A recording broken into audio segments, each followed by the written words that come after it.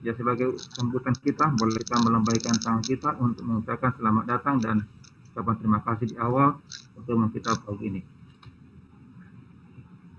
Baik, terima kasih ya, kesempatan ini dan layak ini kami berikan kepada Ibu Yulita Yonia untuk memberikan firman Tuhan.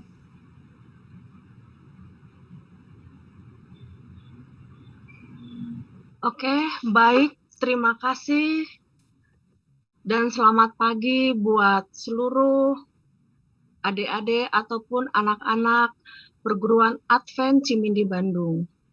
Selamat pagi juga buat Bapak Ibu guru dari SMA, SMP ataupun pensiunan perguruan Advent Cimindi Bandung. Selamat pagi dan selamat pagi juga buat orang tua dari siswa-siswi perguruan Advent Cimindi Bandung. Kita tidak perlu berlama-lama. Di sini boleh panggil ibu, boleh panggil kakak. Oke, baik. Di hari pertama kita sudah belajar tentang berkata dan berbuat. Kita panggil ibu aja ya, saya panggil ibu aja ya, supaya enak karena profesi yang sama-sama di sekolah ya, oke? Berkata dan berbuat, menurut kalian, adik-adikku dari perguruan Advent Cimindi Bandung, jawab dalam hati, apakah itu masuk bagian dari pendidikan? Untuk hari kedua, dibentuk oleh kasih Allah. Apakah itu bagian dari pendidikan? Hari ketiga, menjadi berbeda. Apakah itu bentuk bagian dari pendidikan? Hari keempat, kemarin, Kamis. Keberhasilan orang benar. Apakah itu bagian dari pendidikan? Tentu. Dari hari pertama, hari kedua, hari ketiga, dan hari keempat kemarin, semua bertema tentang pendidikan. Lalu ada kata-kata, bosen itu lagi. Apa nggak ada cerita yang lain yang lebih seru?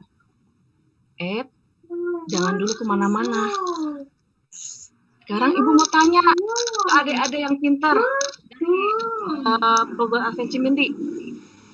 Menurut kalian, kalau kalian diomongin orang, sakit atau enak?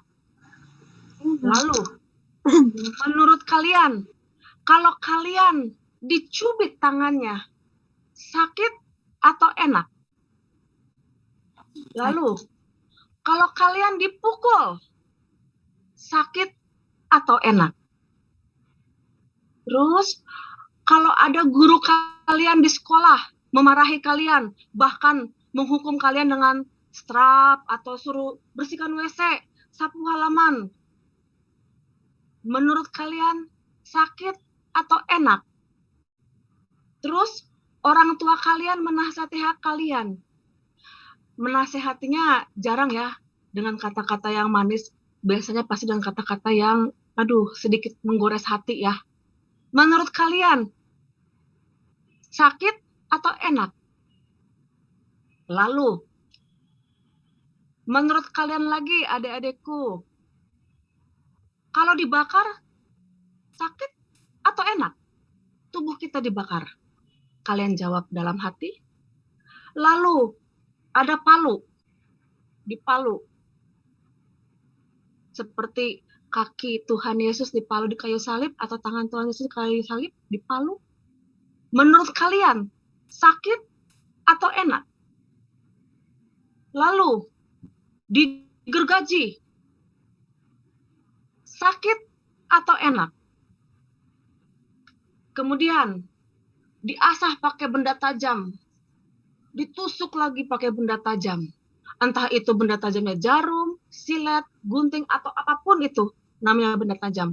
Menurut kalian, sakit atau enak? Oke, baik.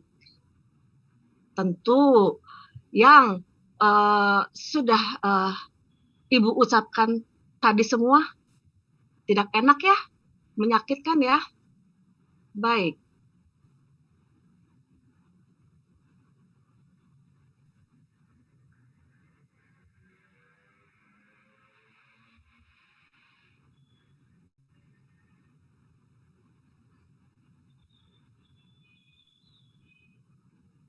Sebelum lanjut, mau bertanya dulu nih, apakah sudah bisa terlihat slide-nya atau belum? Sudah Bu, jelas. Sudah ya? Sudah jelas ya? Oke, baik. Saya sambung.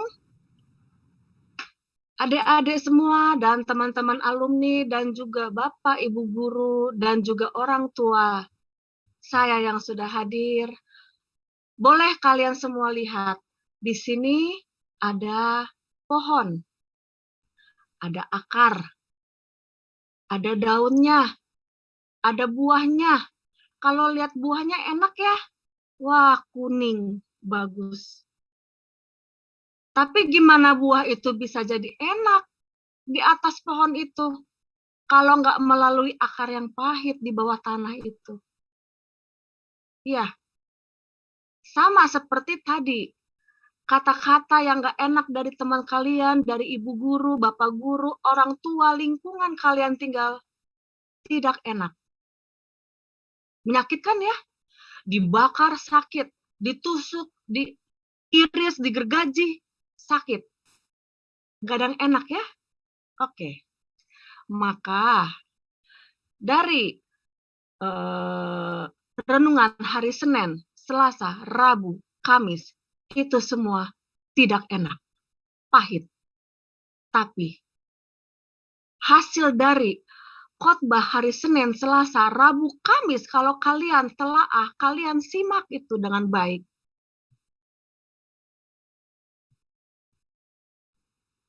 Maka hasilnya baik.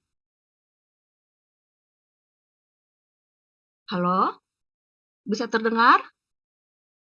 Bisa Okay. Sepertinya kayak hilang, saya jadi takut enggak ini. Maka untuk hari ini, tema yang Ibu ambil adalah akar pendidikan itu pahit rasanya. Tapi buah dari pendidikan itu manis rasanya. Ya. Kalau kalian pikir sekolah itu enak, salah. Sekolah itu tidak enak. Sekolah itu tempat yang pahit. Baik TK, SD, SMP, SMA, bahkan sampai di perguruan tinggi, itu tempat yang pahit. Kenapa pahit?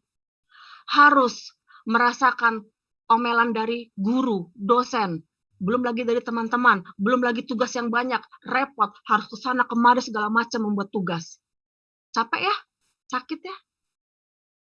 Tapi bayangkan, tamat TK masuk ke SD, tamat SD masuk ke SMP, tamat SMP masuk ke SMA, tamat SMA masuk ke perguruan tinggi. Dari perguruan tinggi bekerja. Dengan hanya selembar ijazah, kalian bisa meraih mimpi kalian. Apapun yang menjadi mimpi kalian, hanya dari selembar kertas. Manis ya? Itulah akar pendidikan pahit. Tapi buah dari pendidikan manis rasanya. Sekarang Ibu mau bertanya. Kalian pasti tahu dong perhiasan ya. Perhiasan, macam-macam perhiasan dari emas. Memang kita di Advent tidak memperbolehkan menggunakan perhiasan. Tapi kita harus mengerti bentuk-bentuk perhiasan yang dari emas. Ya. Kenapa dari emas? Nilai jualnya tinggi, banyak dicari orang, walaupun dia mahal, tapi banyak orang mencari emas itu. Apa saja sih? Kalung, gelang, cincin, anting. Wah, bagus banget ya kalungnya ya. Kayaknya mahal, noh. Ini juga, wah, gelangnya bisa berapa ya kalau dijual ya? Cincin, bagus banget ya. Anting, wah ini semua kok bagus-bagus ya. Nilai jualnya berapa ya? Per gramnya berapa ya? Oke, ini bagus. Bagaimana dengan ini? Loh, kok dia jadi jelek ya? Perasaan tadi ini bagus gambarnya ya. Kalung, gelang, anting, cincin. Nilai jualnya tinggi, bagus banget, dicari orang. Tapi kalau ini siapa yang mau mencari? Jelek ini, menyakitkan. Coba, itu apa tuh yang di tengah-tengah itu? Gambar, ada 3 gambar. Sebelah kiri ada lubang-lubang kayak tempat tusuk-tusuk. Di tengahnya semacam gunting atau tang. Di sebelah kanannya itu kayak pisau, gerigi. Aduh, nggak enak lihatnya ya. Lah, ini apalagi ini palu. Ada orang sedang memalu. Wah, seperti tadi Ibu bilang, di palu itu kan sakit ya. Kok jadi kayak gini gambarnya ya? Noh, ini lagi. Ada orang lagi memalu. Aduh, kok kayaknya sakit banget sih, nggak ada yang enak. Ini lagi. Ditusuk-tusuk. Pakai jarum.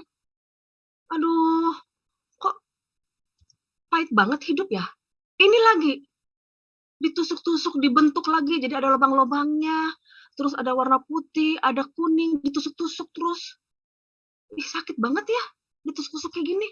Nah, sudah kayak gitu tusuk-tusuk, diiris-iris, diasah-asah pakai benda tajam itu atau apa tuh? Kayak pisau ya, kalau kalian lihat ya, pisau. Aduh, sakit banget kalau kayak gini terus. Kapan sembuhnya nih luka? Sudah diasah pakai benda tajam, masih tertinggal luka yang bekas asah itu, bekas tusuk itu harus dibakar dengan bara api. Lihat ini bara apinya. Aduh, kayak gimana coba bayangkan tubuh kalian dibikin begitu. Minta ampun ya sakitnya ya. Wah, semakin besar apinya. Aduh, bahaya kalau kayak gini. Nah, ini lagi semakin besar lagi api, terus ada mesin penggiling. Sudah dibakar, digiling lagi. Harus seperti apa sih tersiksanya? Coba. Sudah dibakar, digiling, digantung lagi. Enak nggak kalau hidup itu digantung? Nggak enak ya hidup digantung ya? Nggak jelas. Sudah digantung, dibakar lagi ulang. Coba. Aduh, betapa tersiksanya hidup kalau melewati ini semua ya.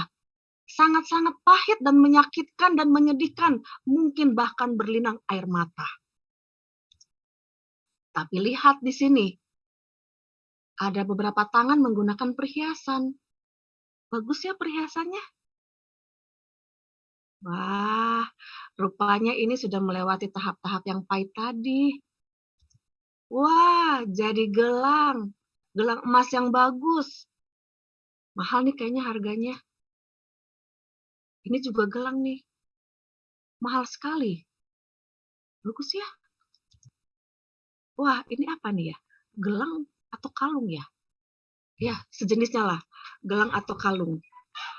Kemudian, ini kalung. Wah, mahal. Mahal harganya nih adik-adik. Ah, ini dia cincin. Cincin. Bagus sekali cincinnya. Aduh, ini anting. Kalian tahu nggak adik-adik? Ini bagus loh. Pasti kalian pengen mencari. Walaupun harganya mahal, nggak peduli dengan harga mahal. Yang penting bisa bergaya dengan hiasan emas yang wah lumayan cantik ya. Tapi kalian tahu, untuk menjadi benda-benda yang mahal dicari orang, harus melalui tahap peleburan. Diasah pakai benda tajam, ditusuk, ya, digunting. Digunting kesalahan kalian itu untuk menjadi yang benar. Terus diasah apa yang sudah bagus supaya semakin bagus potensi kalian saat masuk ke dalam dunia pekerjaan. Diasah terus. Sakit ya diasah itu. Tapi itulah. Dibakar hal-hal yang tidak berfungsi dalam hidup kalian. Supaya menjadi abu. Lalu muncullah hal-hal yang baru. Bagus ya emas ini. Ibu harapkan kalian juga seperti emas ini. Menjadi incaran perusahaan. Incaran orang. Dibutuhkan orang untuk menjadi berkat. Lewat proses yang pahit. Yang harus sampai berlinang air mata. Apa ya ini gambarnya? Kok kayak bolam? Emang bolam sih. Nah, nomor 1 bolam. Nomor 2 bolam, tapi kok tengahnya ada orang ya? Jelas nggak kalian lihat orang ini? Oke, kalau nggak jelas, kita lanjut. Wah, kalian sudah bisa baca dong. Siapa ini? Thomas Alva Edison. Kalian tahu nggak siapa Thomas Alva Edison? Ibu mau tanya, kalau malam-malam kalian gelap-gelapan atau pakai penerangan? Kalaupun penerangan, pakainya apa? Lilin atau lampu teplok atau lampu listrik bolam? Pasti bolam ya. Wah, enaknya tinggal pakai ya. Tapi siapa tahu yang buat itu? Yang membuat itu orang yang tinggal kelas, orang yang bodoh, orang yang dikeluarkan dari sekolah. Siapa yang dikeluarkan dari sekolah itu? Ya ini, Thomas Alva Edison. Dia bukan orang yang pintar. Dia orang yang bodoh. Dikeluarkan. Sakit atau enak? Kita sedang enak-enak berteman dengan teman di sekolah, tapi kita dipisahkan dari teman-teman di sekolah. Sakit atau enak kita terpisah dari teman-teman di sekolah? Karena dibilang kita bodoh. Terus sakit atau enak? Kita tidak boleh naik kelas, tapi tinggal kelas. Sakit atau enak? Jawab itu dalam hati. Lalu saat di rumah, tetangga di rumah, si Thomas mah bodoh, tinggal kelas, nggak mau berteman dengan dia. Nggak, cari yang pintar aja. Nggak ada teman lagi deh. Menurut kalian, sakit atau enak? Bahkan tetangga di rumah pun tidak mau berteman dengan dia. Lalu kalau dia bodoh, kenapa dia bisa menciptakan bolam lampu? Itulah perjuangan orang tua dia, ibunya, untuk membentuk Thomas. Ya, untuk membentuk Thomas dengan apa? Bekerja keras, Thomas belajar dan terus belajar tanpa kenal lelah. Ya, karena giatnya dia belajar, keluarlah kalimat dia, saya belum gagal, meski saya tinggal kelas, meski saya bodoh, katanya. Saya belum gagal. Saya baru saja menemukan 10.000 cara yang tidak akan berhasil. Menurut kalian adik-adik, 10.000 itu banyak atau sedikit? Banyak ya. Yang sedikit itu 1, maksimal ya 5 lah. Ini 10.000 cara. Begitu banyaknya. Tapi dia masih bisa bilang baru saja menemukan, kata baru. Baru saja menemukan 10.000 cara yang tidak akan berhasil. Tidak akan berhasil. Dia menyadari kekurangannya, tidak akan berhasil. Tapi dia giat terus sampai beratus-ratus ribu cara yang dia temukan sampai akhirnya hasilnya dia bisa menciptakan bolam lampu. Itulah kerja keras dari Thomas Alva Edison. Ya, kalimat yang bagus. Saya belum gagal. Saya baru saja menemukan 10.000 cara yang tidak akan berhasil. Adik-adik, kalian baru berapa cara yang tidak akan berhasil? Coba jawab dalam hati. Kalian baru berapa cara? Masa baru 100 cara yang tidak akan berhasil kalian sudah mencicip terus nggak mau belajar? Nggak boleh. Nikmati proses yang pahit itu supaya bisa seperti Thomas Alva Edison. Kita lanjut. Menurut Thomas Alva Edison, jenius itu adalah 1% inspirasi dan 99% kerja keras. Itulah yang Thomas Alva Edison lakukan. Dia bekerja keras. 10.000 cara itu masih sedikit bagi dia. Tetapi ini dia berjuang terus dengan 99% sampai menghasilkan karya yaitu bolam lampu. Ya, jangan patah semangat kalian, oke? Berikut. Siapa di sini kalian yang pemain musik, terutama pemain musik aliran klasik, ya, aliran klasik, pop, jazz, blues atau apapun itu pasti akan tahu juga, walaupun memang yang lebih dominan klasik ya. Kalau kalian kenal tokoh ini, dia adalah Mozart. kenal ya lagu-lagu album Mozart bagi yang belajar musik, baik itu biola ataupun gitar ataupun piano, ya, akan ketemu not-not karya dari Mozart atau nama panjangnya Wolfgang Amadeus Mozart. Dia bukan orang yang pintar. Berapa kali bapaknya, seorang musisi juga, menyuruh dia untuk latihan, belajar supaya bisa ikut tampil performance. Tapi hasilnya apa? Nggak bisa. Akhirnya dia harus kena marah sama bapaknya. Sakit atau enak, dimarahin terus oleh orang tua. Sakit ya? Tapi ibunya sabar membentuk Mozart menjadi orang yang berhasil menjadi seorang komposer dunia, musisi klasik. Sekilas cerita tentang ibu. Buat kalian adik-adik yang mungkin merasa nilainya kurang, jangan pernah patah semangat. Ya, kita tidak tahu akan hari esok. Sedetik ke depan kalian tidak akan tahu. Adik-adik, ibu bukan orang yang pintar. Ibu ranking 2 dari belakang. Hebat ya? Bukan ranking 2 dari depan. Ranking 2 dari belakang ibu. Sampai mantan kepala sekolah ibu di SD bilang ke orang tua ibu, Pak Sinaga, udah jangan dimasukkan anaknya ke SMP. Nggak bisa dia SMP. Udah kasih les saja. Seperti itu. Tapi orang tua ibu terus sabar membentuk ibu. Akhirnya ibu bisa masuk ke SMP. Ibu bisa masuk ke SMA. Bahkan di tahun itu, untuk perguruan Advent Bandung dan Cimindi, ya, ataupun orang Advent yang di luar Advent sekolah, saat mengikuti ujian masuk perguruan tinggi negeri, hanya ibu yang lolos masuk perguruan tinggi negeri. Yang lain harus ikut di tahun berikutnya. Tapi untuk tahun itu, tidak ada. Hanya ibu sendiri yang ranking 2 dari belakang ini. Ya, kita tidak tahu keajaiban Tuhan selagi kita menggunakan kalimat Thomas Alva Edison, 1% inspirasi, 99% kerja keras. Oke? Nah, siapa sangka dari SD, SMP, SMA, ibu matematika dapatnya 50, paling tinggi 60. Di perguruan tinggi, ibu dapat nilai 100. Siapa sangka ibu aja nggak nyangka dapat nilai segitu.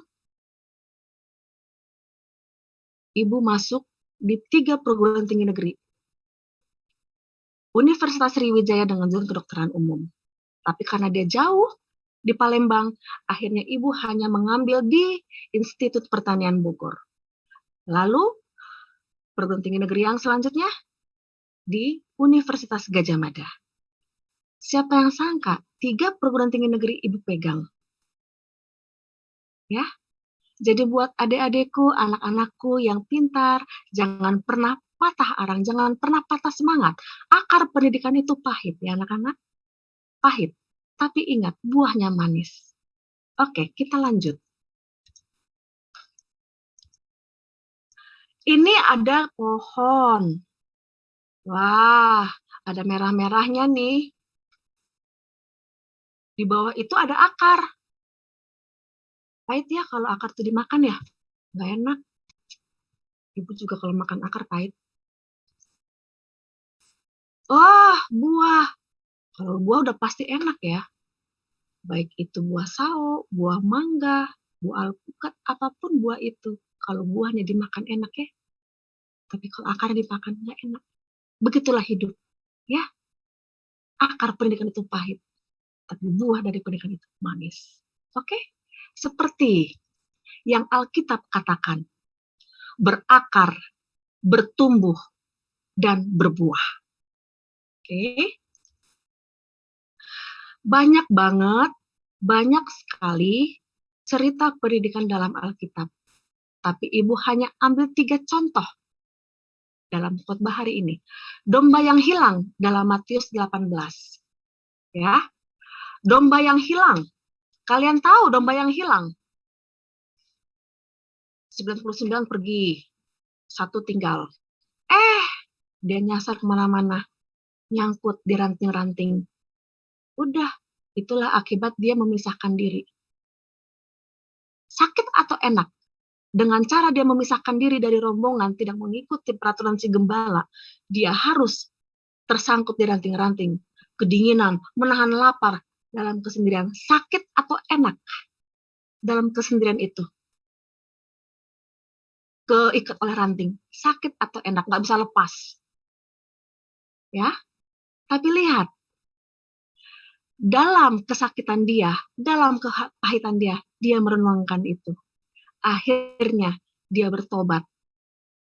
Dalam pertobatan dia membuahkan hasil yang manis, nikmat. Tuhan Yesus sebagai gembalanya datang, menggendong dia dengan cinta kasih. Manis ya? Oke. Anak yang hilang. Contoh berikutnya, dalam Lukas 15. Anak yang hilang. Anak yang hilang ini orang kaya loh. Tapi itulah kesombongan dia. Dia minta semua harta bapaknya untuk dia foya-foyakan di rantau. Bapaknya tetap memberikan. Pergi si anak ini ke rantau. Dah, dia foya-foya senang-senang tanpa memanajemen keuangan. Akhirnya uang itu habis dan baju yang dikenakan yang mahal itu dia jual sudah habis juga. Sepatu, sendal sudah nggak ada. Akhirnya dia pakai baju cupang camping. Sendal udah nggak ada lagi. Akhirnya apa? Pakai kaki ayam. Terus dalam kondisi dia seperti itu menurut adik-adik pahit atau tidak? Baju cupang camping, jalan nggak pakai sendal atau sepatu. Dia kelaparan, nggak ada makanan, uang juga nggak ada untuk beli. Tahu-tahu dia ketemu kandang babi. Saking sudah tidak kuat dia menahan lapar, dia makan makanan babi itu.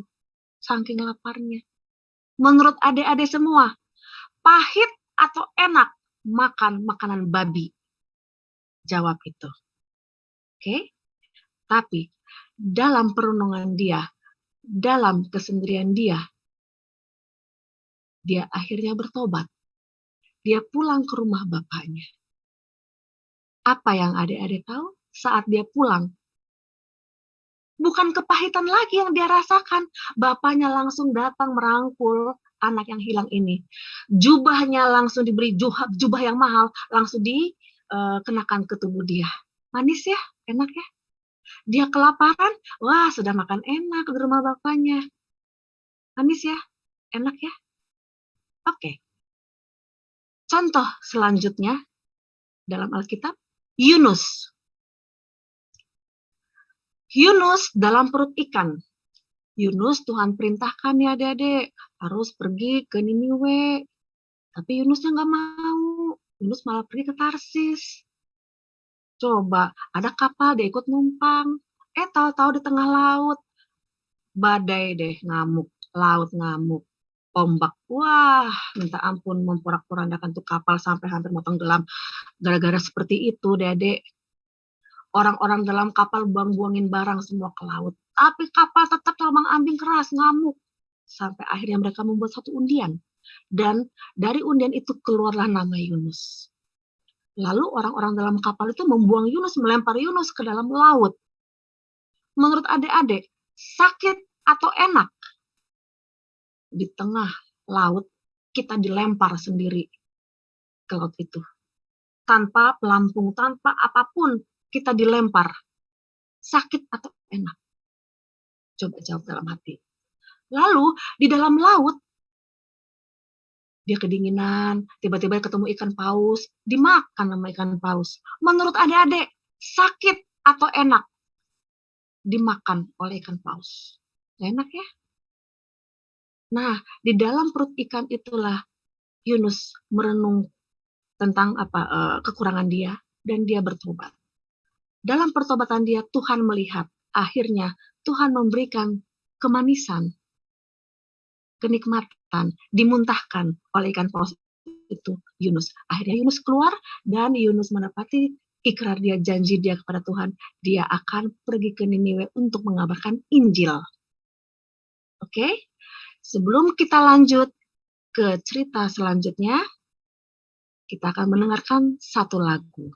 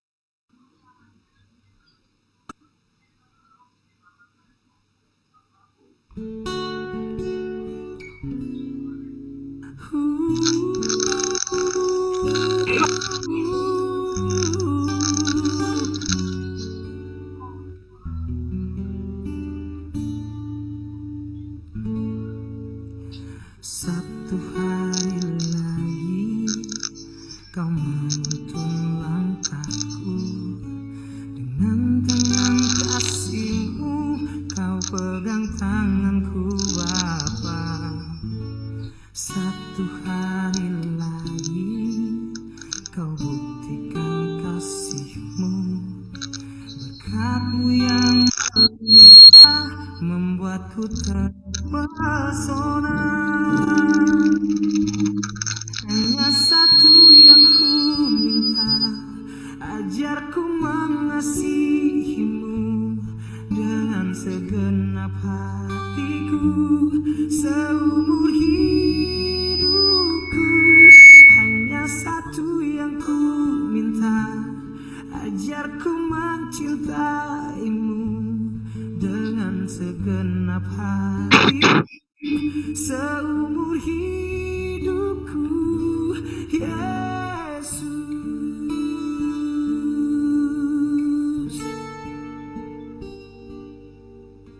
Satu hari lagi kau buktikan kasih-Mu, berkat-Mu yang melimpah membuatku terpesona. Hanya satu yang ku minta, ajarku mengasihi-Mu dengan segenap hatiku seumur hidupku. Hanya satu yang ku minta, ajarku mencintai-Mu dengan segenap hatiku seumur hidupku, Yesus.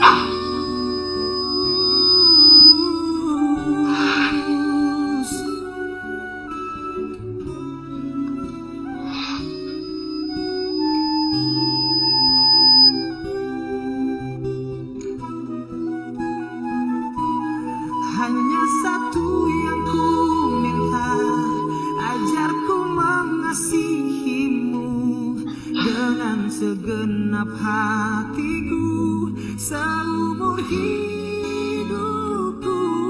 Hanya satu yang ku minta, ajarku mencintai-Mu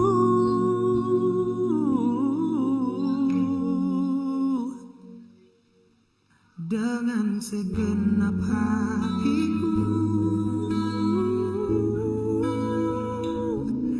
dengan segenap hatiku,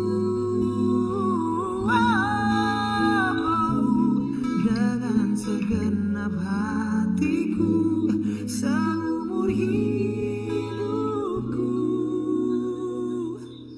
Yesus.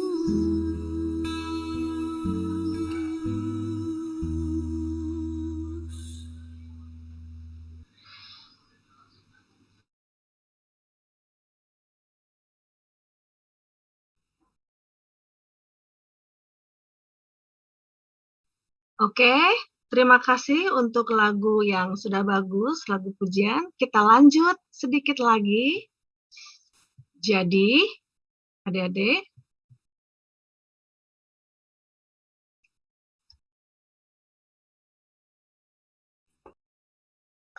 pendidikan memang mempunyai akar yang pahit, tapi buah dari pendidikan itu manis. Ya. Dalam Amsal 1 ayat 8 mengatakan, "Hai anakku, dengarlah didikan ayahmu, dan jangan menyia-nyiakan ajaran ibumu." Kembali ibu ingatkan bahwa akar dari pendidikan memang pahit. Sabarlah dengan kepahitan.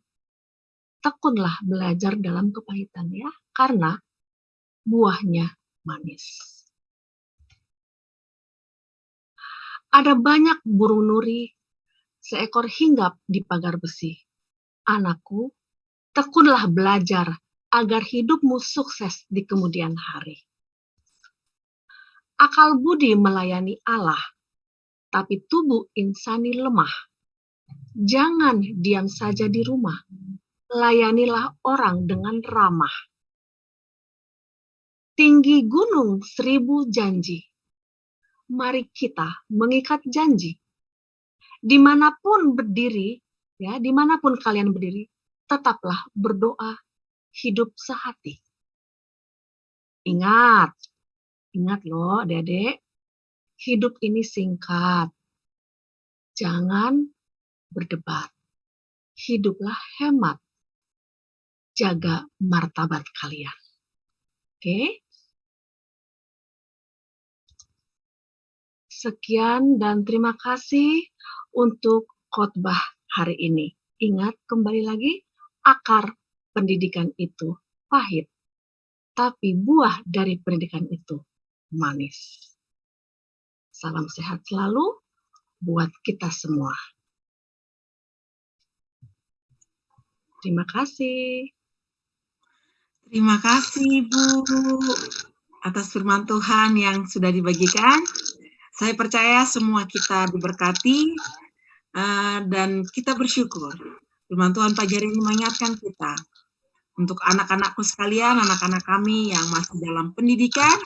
Benar apa yang dikatakan oleh Ibu Yulita bahwa pendidikan itu butuh proses, kadang menyakitkan dan tidak jarang harus mengeluarkan keringat yang lebih atau kerja keras yang lebih. Saya jadi teringat, ternyata kakak ini mirip dengan Pak Asi. Pak Asi ini kalau bertemu dengan orang saat ada perpisahan pasti selalu memberikan pantun, ya. Jadi like father, like daughter, ya. Oke, terima kasih buat Kak Yulita. Tuhan memberkati di dalam pelayanan dan juga di dalam rumah tangga. Baiklah, kita akan mendengarkan lagu tutup untuk mengakhiri perbaktian kita pagi hari ini yang akan dibawakan oleh anak kita, Hans Nanti 27.